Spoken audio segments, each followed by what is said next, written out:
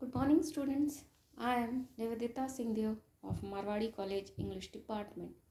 Today, I am going to take your online classes for elective English, that is of 100 marks.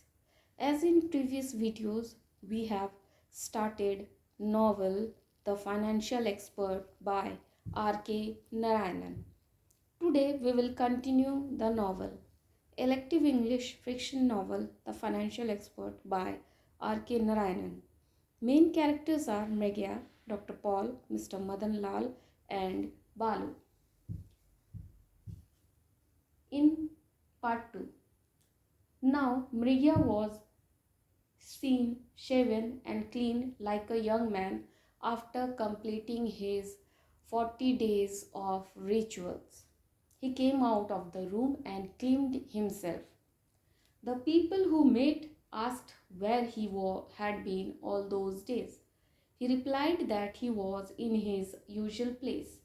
The 200 rupees which he had been spent on japa and household expenses. He wished he could know when the beneficial effect would start. When the skies would open and start raining down wealth in his disappeared.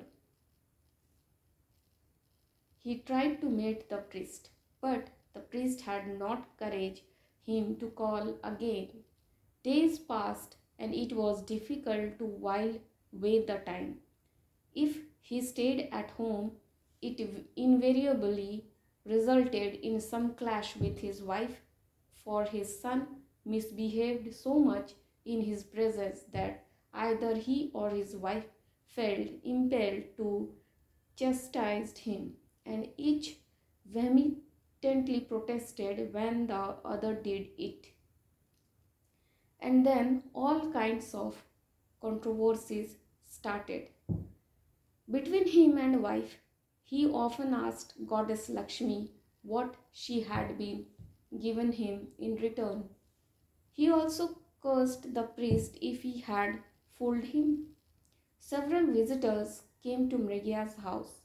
They asked his wife why Mrigya was not going out for work. They advised her to earn some money herself. Mrigya had lost his place at the cooperative bank. His previous clients only tried to avoid him, fearing that he might accost them for their old dues. He had no one to talk to. He went through the town like a lost soul. He could not go down the market road for fear of being stopped by optician. Mrigya's financial position became much more critical. He had to manage without ghee. Balu made matters worse by asking for ghee. Mrigya decided to search the priest. He went to the temple under the pretext of worship. When the crowd disappeared, he moved up to the threshold of the sanctum and peered in. There was a new man there. He could not meet the old priest. Instead, he met a young one who spoke to Mrigya rudely. The young priest told Mrigya that the old priest had gone on a pilgrimage about a month ago to Banaras. Mrigya felt that he had been cheated. He thought that the old priest had played a trick on him, making him waste all his money in performing fantastic rites. Next day, Mrigya was troubled with the idea of earning money. Several deals come and disappeared. Then he thought of doing the work of a tailor or a barber, but he aimed no conclusion. He thought of his mother, who used to make a sort of tooth powder with burnt almond shell and cinnamon bark and alum, and it was said to convert teeth into granite. She was a charitable woman. He did not know the art of selling tooth powder. He could not go about hawking it in the streets. The secretary of the bank would look down upon him.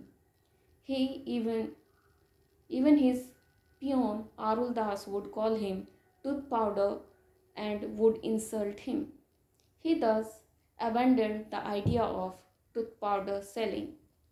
Amidst such thoughts, he was seen by Dr. Paul. Then Dr. Paul took him to his office. Dr. Paul told Mrigya, if you are thinking of making money or more money, speak out. Then he said that are two important things, money and love that are two important things that dominated human life.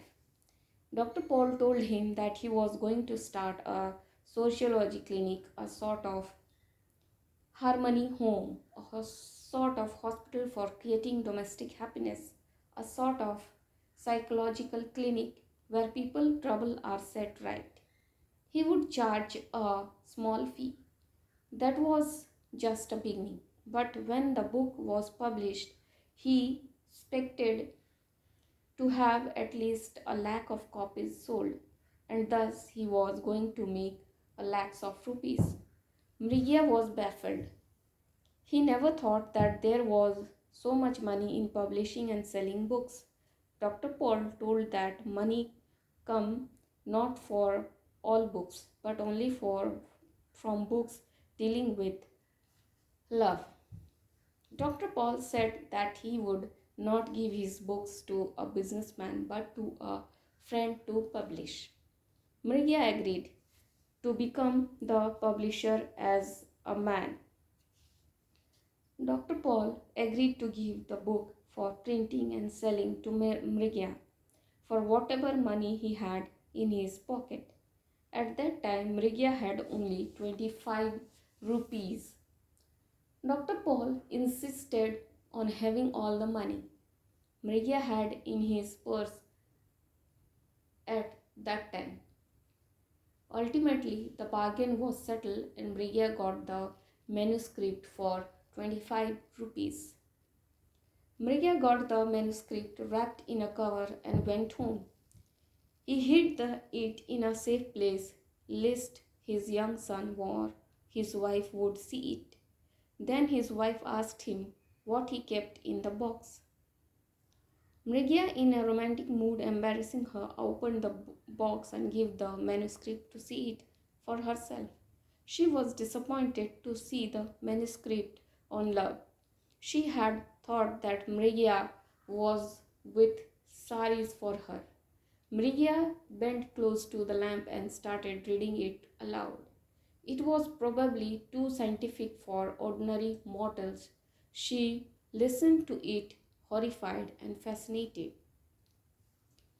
Mrigia, a few days later, walked into the garden printery in Market Road. It was a fairly big printing establishment in Malgudi. Its proprietor was Madan Lal.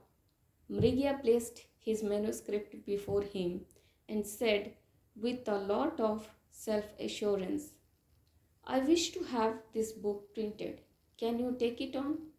After initial hesitation, the printer agreed to have a look at the manuscript and then and there. Every chapter and title of the manuscript fascinated him.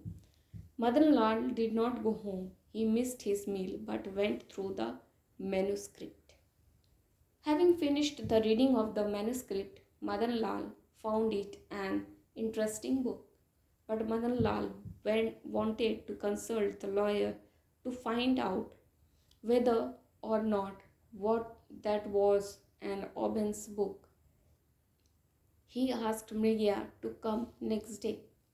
Next day, Mrigia tied himself up more than ever and was at the press at the appointment time. He still carried his manuscript securely wrapped in a paper sheet. The moment he entered the press, he had a feeling that all was going to go well.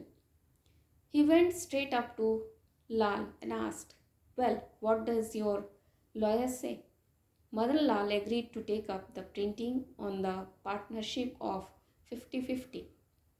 Mrigia said that he was prepared to enter into partnership only if Madan Lal agreed to share the profits and troubles equally, but without any investment on his part. Ultimately, it was decided to print the book decently. The book is published in due course of time and starts selling. Mrigia expects a lot of money in the near future. Today, up to this, we will continue in our next video.